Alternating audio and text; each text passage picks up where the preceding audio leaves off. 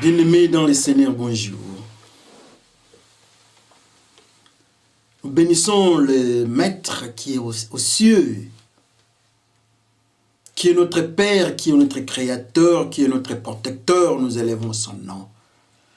Parce qu'il nous a aimés à la croix, à la mort de la croix. Il nous a envoyés et le Saint-Esprit est présent. Le Saint-Esprit contrôle, le Saint-Esprit guide notre vie. Il est le Dieu de tous les jours et il nous aime. Jésus-Christ nous aime. Le Saint-Esprit nous aime. Dieu le Père nous aime. N'est-ce pas, c'est merveilleux? N'est-ce pas, c'est une grâce? Prions le Seigneur. Le Dieu du ciel, le Dieu d'amour, le Dieu de grandeur.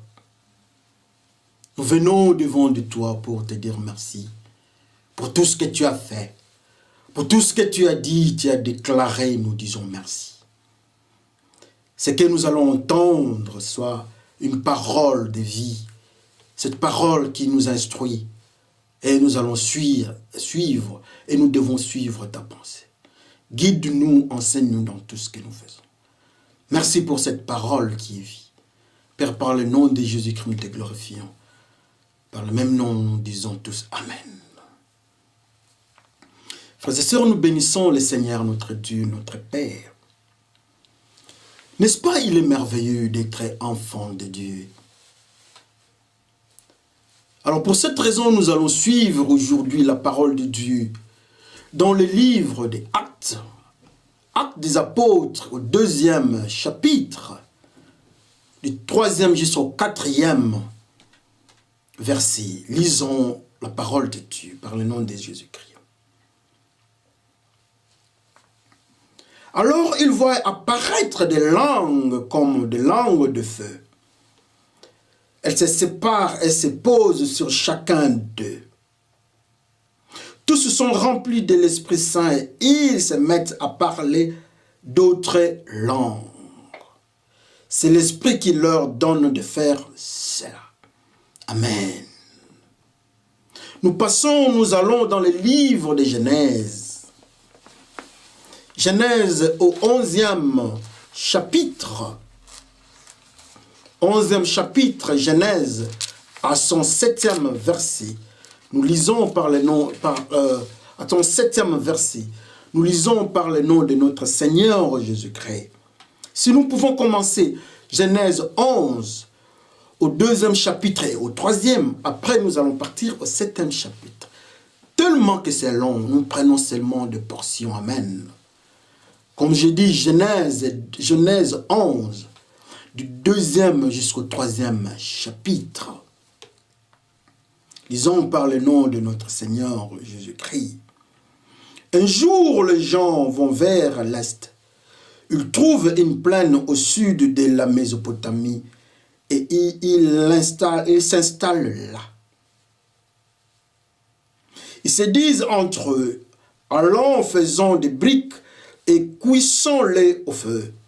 Les briques leur servent des pierres et la bitume leur servent des ciments. Amen. Nous passons maintenant au 7e.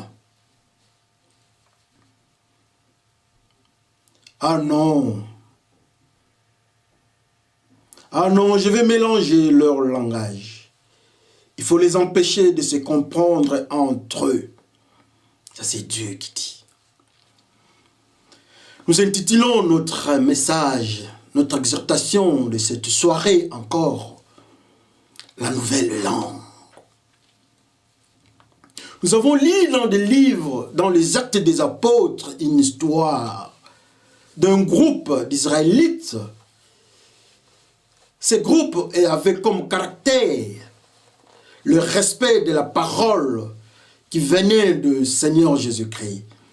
Donc, le groupe des disciples. Alors, la parole leur est adressée de rester à Jérusalem jusqu'à ce que l'Esprit viendra. Alors, quand l'Esprit est venu, il y a eu quelque chose. Il y a un certain mystère. On voit sur eux des langues de feu. Subitement, il commence à parler à des langues nouvelles, différentes langues, de celles qu'elles pouvaient parler chez eux. Comment expliquer les phénomènes? Ce sont des disciples de Jésus-Christ. Et la parole de Dieu dans les livres de Genèse, on nous dit que Nimrod était d'une descendance proche à Noé. Nimrod, qui est un tireur à l'arc, un roi puissant, est le premier héros sur la terre. Ils ont trouvé une plaine et ils se sont décidés de construire, de faire une construction dont le sommet va atteindre le ciel. Et cet effet, ils avaient pour matériel des bases et les briques. Ces briques servaient à la place des pierres. C'est ce que la Bible nous dit. Mais Dieu n'a pas voulu, n'avait pas apprécié leur manière de vivre, de penser et d'agir. Et voilà, Dieu intervient d'une certaine manière. Il y a la confusion dans leur langage. C'est une langue nouvelle. Et la Bible nous dit que c'était le commencement de nos langues. C'était le début d'avoir plusieurs langues sur terre. Alléluia. Comme nous avons dit, que notre exhortation est intitulée « La nouvelle langue ». Le Seigneur Jésus-Christ dit aussi « Ceux qui croiront en son nom parleront en nouvelle langue ». Nous aimons Dieu, la parole de Dieu merveilleuse. Nimrod, un grand chasseur, tireur à l'arc. Dieu n'apprécie pas ses manœuvres, lui-même, il est le roi. Le roi de Babel, Nimrod. Il est chasseur, il est le roi. Deux phénomènes. Il est chasseur, il est le roi. La troisième dimension, apparemment, nous ne pouvons pas voir ça. Ils ont construit sur la plaine. Oh, la tour de Babel est construite sur une plaine. Mais la parole de Dieu nous dit que Dieu n'habite pas la plaine, Dieu habite la montagne. Comme la parole de Dieu est adressée à notre frère Lot d'aller à la montagne, mais Lot refuse d'aller à la montagne. La tour de Babel est construite pas à la montagne, mais à la plaine. Dieu n'est pas à la plaine. Nous construisons nos maisons spirituelles, nos habitats spirituels, peut-être sont dans des milieux où Dieu n'existe pas. Dieu n'est pas à la plaine. Mais voilà, le roi Nimrod construit son habitat à la plaine. Mais Dieu est dans la montagne. Moïse est parti à la montagne, à Horeb. Il a trouvé Dieu. Mais voilà, Nimrod, le roi du monde, ne part pas à la montagne. Il est parti avec son peuple. Nimrod est parti à la plaine. Oh, le roi du monde n'est pas parti là où Dieu habite. Alléluia. Combien aujourd'hui sont les peuples sous le contrôle de Nimrod? La Bible nous dit que Nimrod est un chasseur, un tireur à l'arc. Un chasseur, c'est quelqu'un qui donne la mort. C'est un tueur. Le diable vient pour tuer. Et Nimrod, il est roi et il est chasseur, un tueur. Nimrod n'habite pas à la montagne. Qui est Nimrod? Nimrod représente les diables. Nimrod, le premier héros. Nous avons notre héros qui est Jésus-Christ, qui est mort à la croix pour nous. Mais Nimrod, la Bible nous dit qu'il est le premier héros de ce temps. Il est le roi de ce temps, le premier roi de la tour qui est construite sur la plaine. Nimrod, c'est le fils du diable. Nimrod représente le monde du diable. Nimrod représente la royauté du diable. En dehors de la gloire de Dieu, Nimrod n'a pas construit la tour à la montagne. Oh, Nimrod construit la tour à la plaine. Et où sommes-nous aujourd'hui? Qui est notre roi aujourd'hui? Quel est notre habitat spirituel aujourd'hui? Nimrod n'est pas à la montagne comme Moïse à Horeb. Nimrod n'est pas à Sinaï. Nimrod n'est pas parti voir Dieu 40 jours à la montagne comme Moïse. Nimrod n'est pas parti au mont des Oliviers, mais Nimrod avec son peuple, que nous sommes le peuple du monde. Nous sommes partis avec Nimrod de l'autre côté qu'on appelle la plaine. Et Dieu n'est pas dans la plaine, quel malheur.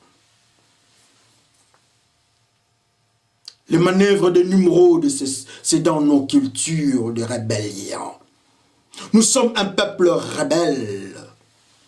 Nous nous comportons trop mal selon la culture et avec la culture de ceux qui habitent en dehors de la montagne. Nimrod habite la plaine. Quelles sont les cultures de la plaine? Ceux qui habitent la plaine, ils ont leur Dieu. Ils veulent aller vers Dieu. Ils veulent aller au paradis. Ils veulent aller là où Dieu habite. Mais ils utilisent une autre méthodologie comme fondement. La Bible nous dit que si nous voulons construire, ça c'est Jésus-Christ, la parole de Dieu nous dit, il parle en parabole que la construction doit être sur le roc, sur la pierre. Mais pour Nimrod, la construction est faite avec des briques, quel malheur. La pierre angulaire n'est pas utilisée dans la construction de la tour de Babel. La construction de la plaine, il n'y a pas Dieu. Il n'y a pas le Seigneur des Seigneurs qui fait les ponts entre nous et notre Père. La pierre angulaire n'est pas là. Ils veulent aller là où le Père habite. Le pont qui fait la liaison entre Dieu et nous n'est pas là. Combien aujourd'hui, nous voyons différents, nous voyons des prophètes. Les uns disent que leurs paroles, c'est pas leurs livres. Les autres, leurs prophètes, les uniformes, je ne sais comment, font la liaison avec Dieu. Et Nimrod a refusé de faire ou bien d'avoir la pierre capable de faire la liaison avec Dieu. Nimrod refuse. Comme conséquence, la liaison n'existe pas. Dieu refuse. Nous sommes animistes aujourd'hui. Nous prions les ancêtres aujourd'hui. Nous avons des cultures que nous sommes en train d'adorer. Les uns sont dans des hayams, d'autres encore dans les religions de l'esprit que vous connaissez. Toutes ces histoires-là, de la saleté, la franc-maçonnerie, toute cette série, la magie, ils ont leur Dieu, ils ont leur manière, mais ils ont refusé de prendre la pierre pour construire, la pierre angulaire, la pierre de l'angle manque dans la construction de ceux qui ne sont pas avec Jésus-Christ, comme Nimrod, et Dieu refuse la relation.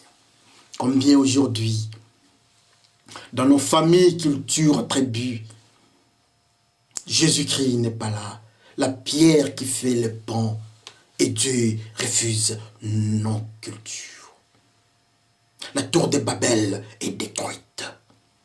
Dieu refuse le comportement de ceux de Babel.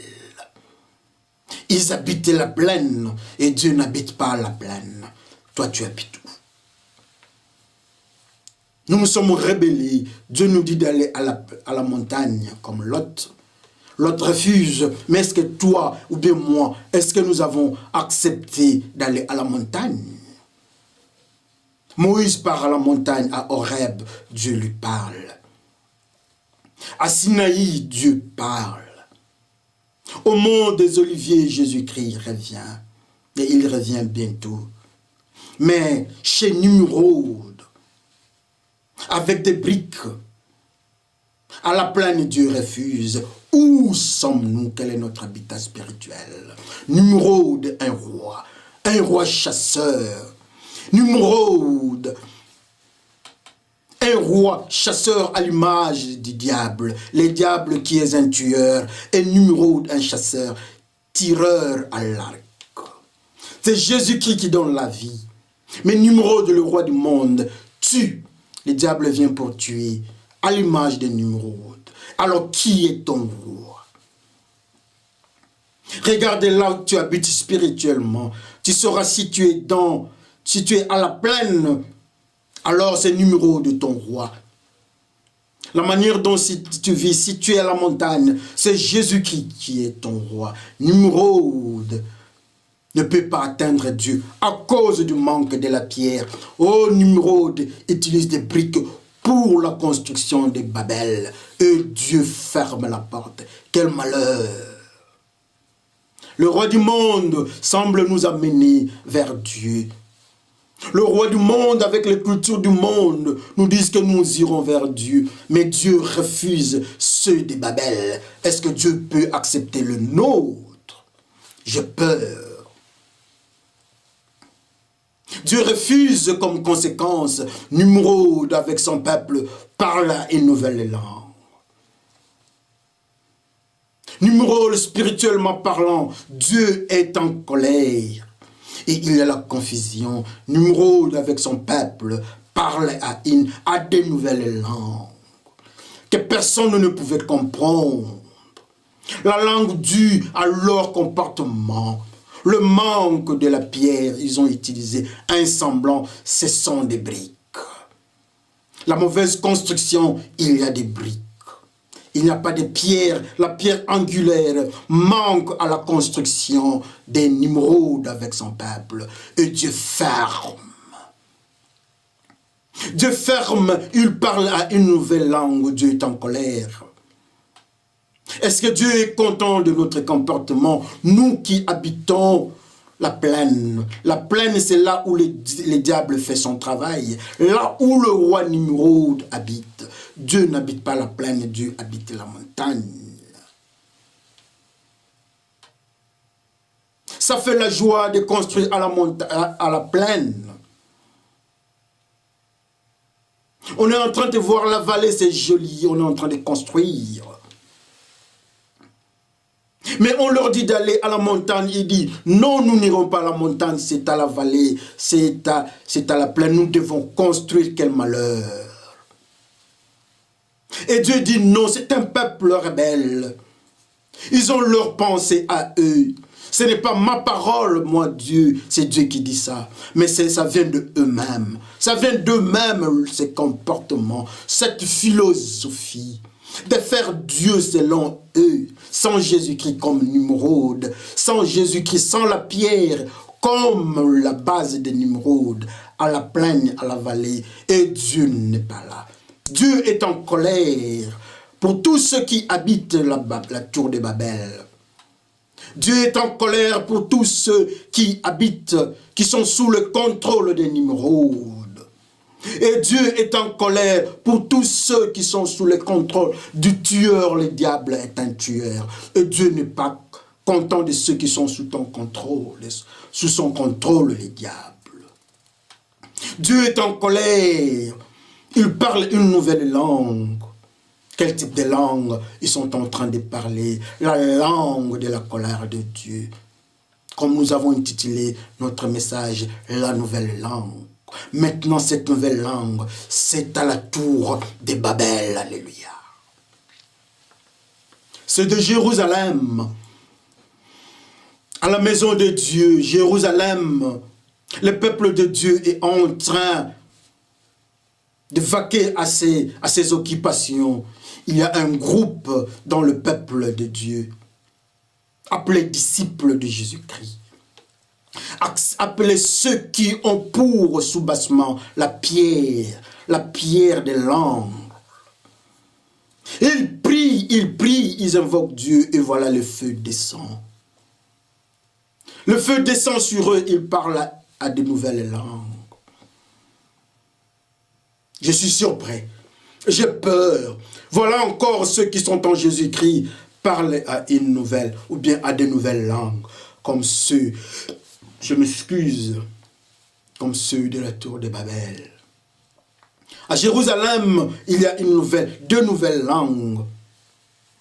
Parlez par les disciples de Jésus-Christ les nouvelles langues. À la tour de Babel, il y a de nouvelles langues. Mais Dieu est en colère, il parle à de nouvelles langues. Comment saurons-nous que la langue que nous sommes en train de parler, elle vient de Dieu? Quelle peur! Nos langues que nous sommes en train de parler dans des églises, ça inspire la peur. Nous avons peur maintenant de voir tout le monde parler en langue dans des églises, dans des communautés. Même ceux qui étaient avec Nimrod, personne ne les enseignait de parler en de nouvelles langues. Mais aujourd'hui, dans nos communautés du diable, nous voyons même des écoles qui nous enseignent comment parler en langue. Ceux de Nimrod ne parlaient pas d'une langue qui venait d'une école, mais des langues de la colère de Dieu. Quel mensonge dans nos prophètes. Ils nous enseignent des langues. Ceux de Jérusalem parlaient en langue, une nouvelle ou bien deux nouvelles langues, qu'ils n'étaient pas partis à l'école. Oh, nous parlons en langue, mais quel type de langue? De Babel ou bien de Jérusalem? Ceux de Nimrod, nous connaissons leur comportement. Ils se comportent selon la pierre, le principe de la pierre. Ceux de Nimrod n'habitent pas la montagne, ils habitent la plaine, la vallée. Quel malheur! Et ceux qui sont dans la ville de Jérusalem, ils sont sous le contrôle du Saint-Esprit. C'est le feu, la langue du feu, les langues du feu sur eux. Et ils parlent en nouvelles langues. De nouvelles langues différentes de celles de la tour de Babel. Alors nous parlons en quel type de langue? Le nouvelle langue. Aujourd'hui, dans des églises pentecôtistes, le diable est entré. Tout le monde parle en langue. Bravo. Aujourd'hui, les signes de la sainteté, c'est parler en langue. Bravo. Aujourd'hui, quand nous parlons en langue, nous impressionnons les autres. Nous sommes en communication avec le Saint-Esprit. Bravo. Aujourd'hui, pour que nous soyons sûrs que nous sommes en contact avec Dieu, nous devons parler en langue. Bravo. Mais ceux de Jérusalem parlaient à une langue. Et celle de la tour de Babel à une autre langue. Alors, quel type de langue, nous, de cette génération, nous parlons? Parler en langue. Montre-moi alors ton comportement. Je te dirai si tu es de Jérusalem ou bien de Babel. Nous parlons en langue. Ceux qui sont à côté de nous sauront si nous sommes de Jérusalem ou bien de Babel. Oh, la tour de Babel, les gens parlent en langue. Mais quel type de langue? Oh, la tour de Babel, les gens sont en train...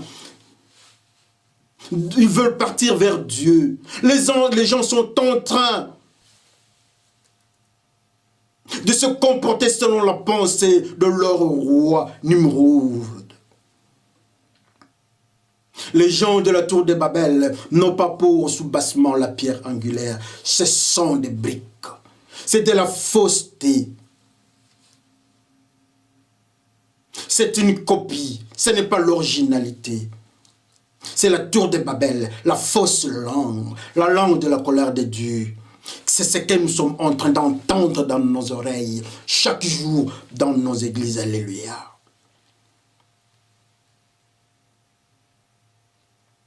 Dans nos églises, nous sommes en train de nous comporter. Comment nous sommes, nous qui sommes enfants, nous qui sommes sous contrôle de Nimrod, comment nous pouvons parler à la langue, parler en langue de Jérusalem? J'ai peur. Nous qui sommes de Jérusalem, comment nous pouvons parler en langue de la tour de Babel? J'ai peur. Oh, la nouvelle langue. Mais cette langue vient de Babel, ou bien cette langue vient de Jérusalem. Que chacun regarde sa vie. Tu as choisi quel roi? À Jérusalem, le roi du roi, c'est Jésus-Christ. Ils ont parlé en nouvelle langue. Mais de l'autre côté de Babylone, pardon, de la tour de Babel, il y a aussi quelqu'un. Il était même le roi de Babylone. Aux origines, c'est lui qui a commencé avec Babylone. Toujours Nimrod. Et voilà, Nimrod est le roi, pas le roi de Jérusalem, mais il est le roi de Babel. Alors tous parlent en langue. Ils parlent en quel type de langue? Qui viennent de Dieu ou bien qui viennent du monde noir. Qu'on voie seulement. Si nous sommes à la tour de Babel ou bien nous sommes à Babel, nous parlons la langue qui vient du noir, de la colère de Dieu. Mais quelle grâce pour ceux qui sont à Jérusalem. Les disciples à Jérusalem, ils parlent une nouvelle langue. Voilà les signes qui accompagneront ceux qui croient en moi. Ça c'est Jésus-Christ dit. Le miracle, ils parleront en de nouvelles langues. Voilà, les enfants d'Israël parlent en nouvelle langue. Une langue différente de celle de Nimrod, le roi du monde. Quelle peur ça nous inspire. Quel malheur de voir aujourd'hui dans des églises la langue de Nimrod est en train de prendre place.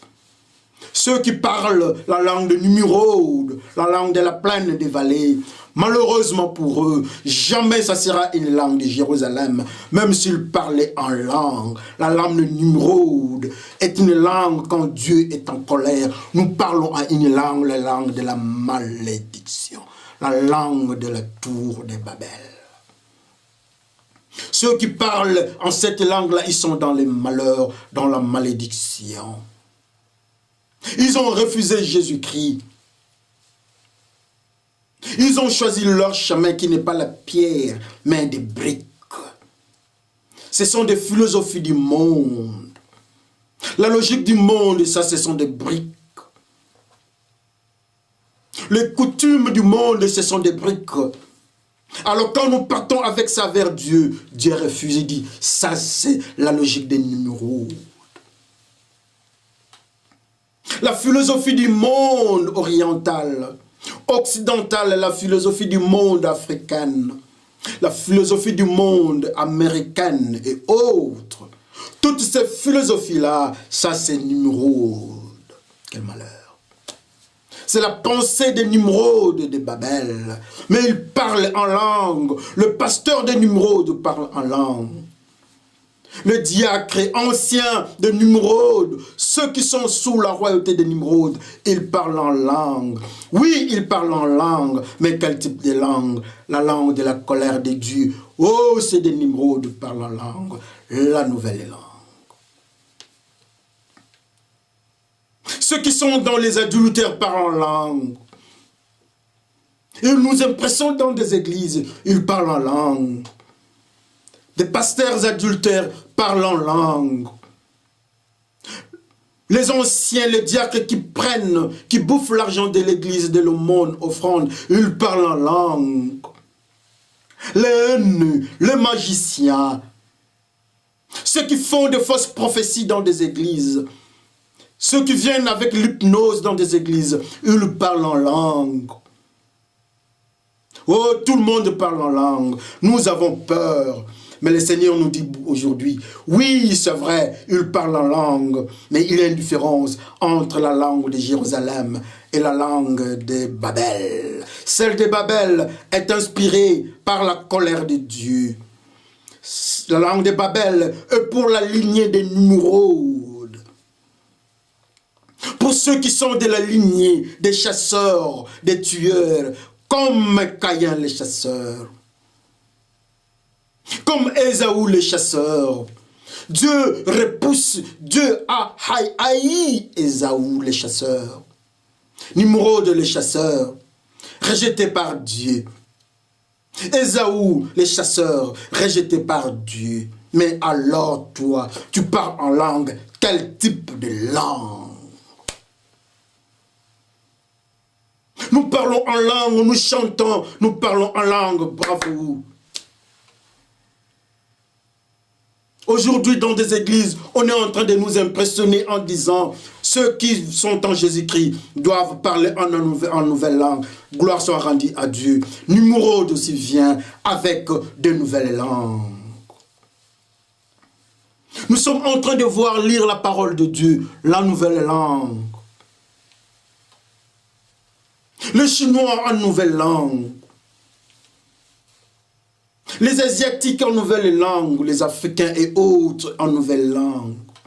Mais toutes ces langues, ce sont des langues de Babel ou de Jérusalem. Oh, c'est de Babel. On nous dit que Dieu est en colère.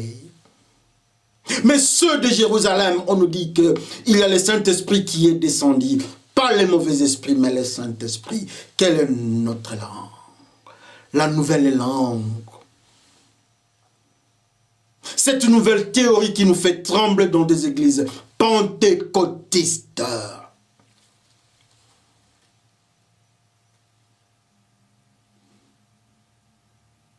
Il y a une multiplication d'églises pour le moment. Tout le monde veut parler en langue. Tout le monde se sanctifie en parlant en langue. Oh, tout le monde se sanctifie, gloire à Dieu. Mais nous habitons la plaine, la vallée ou bien la montagne. Dieu n'est pas à la vallée, mais c'est le roi tueur, le roi chasseur qui habite la vallée. Nimrod. Jésus-Christ n'habite pas à Babel, mais il est le roi de Jérusalem. On parle aussi en langue, mais la langue du Saint-Esprit. Nous serons le temple du Saint-Esprit. C'est ce que la Bible nous dit. Mais nous ne serons pas à Babel. Tout se passe à Jérusalem. Restez à Jérusalem jusqu'à ce que l'Esprit va venir. Oh, l'Esprit est venu. Il parle en nouvelle langue. Il y a une différence entre les pasteurs de Jérusalem et les pasteurs qui sont de l'autre côté des Nimrod, donc de Babel.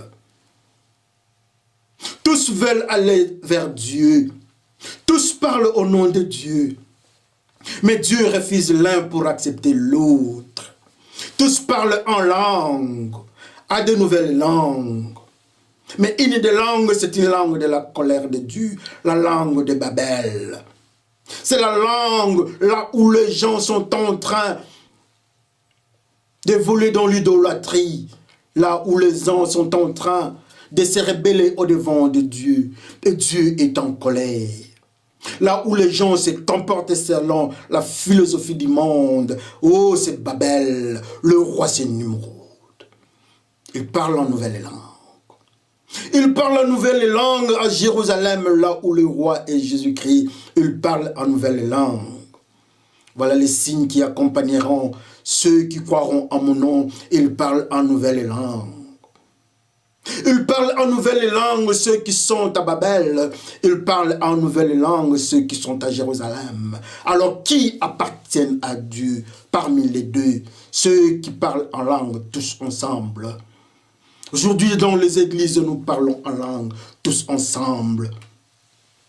Aujourd'hui, dans des églises, nous sommes tous enfants de Dieu. Aujourd'hui, dans des églises, nous voulons aller vers Dieu. Oui, Nimrod veut aller vers Dieu, mais Dieu refuse. Nimrod part vers Dieu avec des briques. Il a refusé la pierre. Mais ceux de Jérusalem, le groupe de disciples, ont pour soubassement ou fondation le roc, l'ancien des jours, la pierre angulaire. Et Dieu fait descendre son esprit. Il parle en langue, la langue de la pureté. Qu'on voie ta vie, qu'on voie nos vies, les gens sauront, nous parlons, quel type de langue, de Nimrod ou bien de Jérusalem. Parler en langue, une nouvelle langue. Ça trouble nos églises. Il y a la rébellion dans nos églises.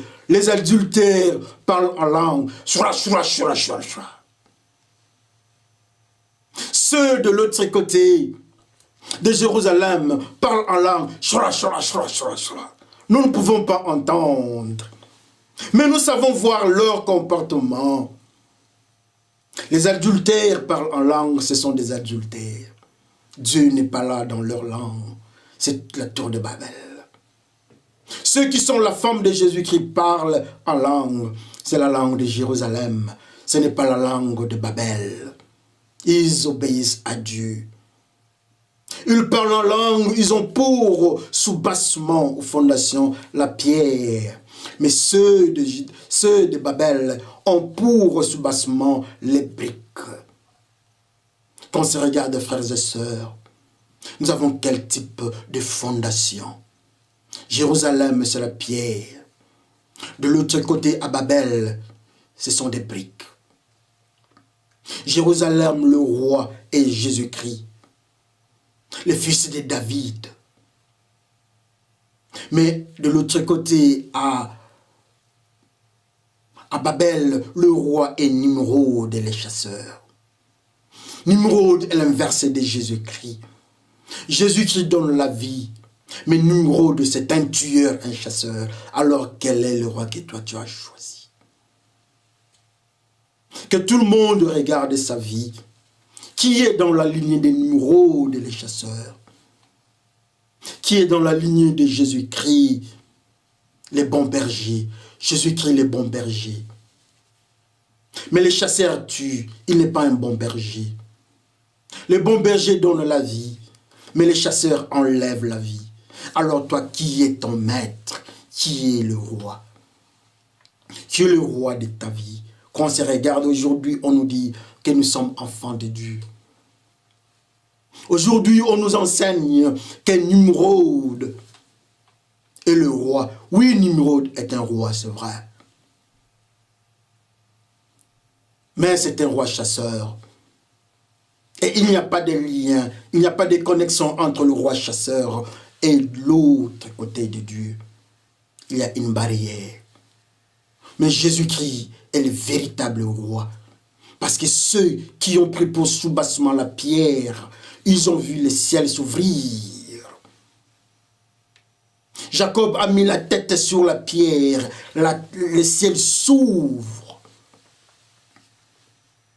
Étienne, qui avait pour soubassement Jésus-Christ, il a vu le ciel s'ouvrir. Mais alors quand nous prenons Nimrod comme pour soubassement, qu'est-ce que nous voyons? Nous ne voyons que la mort. Que chacun regarde sa vie. Frères et sœurs, nous sommes dans une période extrêmement dangereuse. La parole de Dieu est tordue. Il y a une famine, la famine de la parole de Dieu. Nimrod est en activité. Les descendants de Nimrod, des héros de notre génération, sont en activité. Ceux qui veulent aller vers Dieu, ceux qui sont des Nimrod, mais ils ont jeté Jésus-Christ, ils sont en activité. Je m'excuse. Que chacun regarde aujourd'hui à quel niveau nous sommes. Nous sommes de quel côté? Dieu n'est pas à la plaine, à la vallée. Dieu est de l'autre côté, à la montagne. Dieu n'est pas là-bas. Regarde la manière dont ils sont en train de se comporter. Vous saurez que ce sont des pasteurs Nimrod, anciens diacres, frères Nimrod. Même s'ils parlent en langue, même si nous parlons en langue, que les enfants de Dieu n'aient pas peur parce que nous parlons en langue. Peut-être c'est la langue de Nimrod, de la tour de Babel, de la confusion, de la colère de Dieu. Mais ceux de Jérusalem, c'est là où Dieu parle, Dieu montre sa gloire. Nimrod, tour de Babel en langue, Jérusalem en langue. Alors toi, Quelle est ta langue? Que le Seigneur bénisse son peuple. Prions le Seigneur. Oui, Seigneur, merci beaucoup. Nous laissons entre ta main. Pécheurs, nous laissons entre ta main. Aide-nous, Seigneur, à retrouver la fondation vraie qui est la pierre angulaire. Nous avons pris pour fondation nos cultures et coutumes. Ça, c'est Numrod, ça, c'est Babel. Ce sont des briques. Et nous parlons en langue. Non, ça ne vient pas de Jérusalem. Ça, c'est la tour de Babel. Mais aujourd'hui, nous invoquons Jésus-Christ. Oui, nous t'invoquons. Nous voulons avoir pour sous-bâtiment Jésus-Christ comme Étienne qui a vu la gloire de Dieu, comme Jacob qui a pris pour sous-bâtiment la pierre et le ciel s'est ouvert. Aide-nous, Seigneur, à être tes enfants. Merci, Seigneur, pour cette information. Aide-nous à faire la différence entre Numrod, entre Babel et Jérusalem, entre les briques et la pierre. Merci, Seigneur, dans tout ce que tu nous enseignes. Par le nom de Jésus-Christ, nous te glorifions, Père. Nous disons Amen. Babel n'est pas Jérusalem. Mais dans ces deux villes, tous parlent de nouvelles langues. Une langue du roi des rois qui est Jésus-Christ, sous l'impulsion de langue de feu du Saint-Esprit. Et une autre langue, celle de Babel, la langue avec l'absence de flammes. Mais plutôt il y a la colère de Dieu. Que toi-même tu vois de quel côté tu t'es penché. Mais moi aujourd'hui, la parole de Dieu nous dit, la parole de Dieu nous instruit d'aller vers Jérusalem, parce que Jérusalem, c'est elle, l'épouse. Que le Seigneur bénisse son peuple.